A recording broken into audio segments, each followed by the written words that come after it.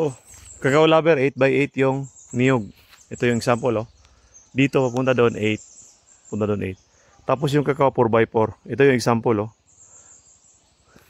4x4. Nasa gitna. 1, 2, 3. Ganda, oh. Pag lumaki siya, hindi talaga sa gabal, oh. Sa kabila.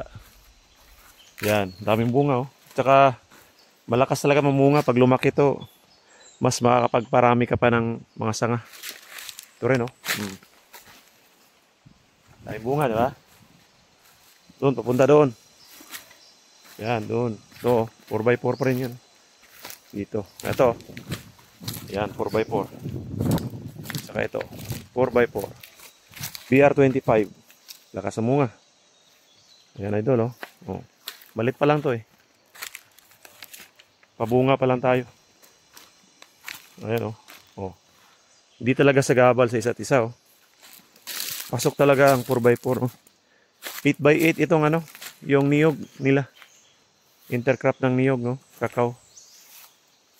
So, yan, 4x4. Ganda.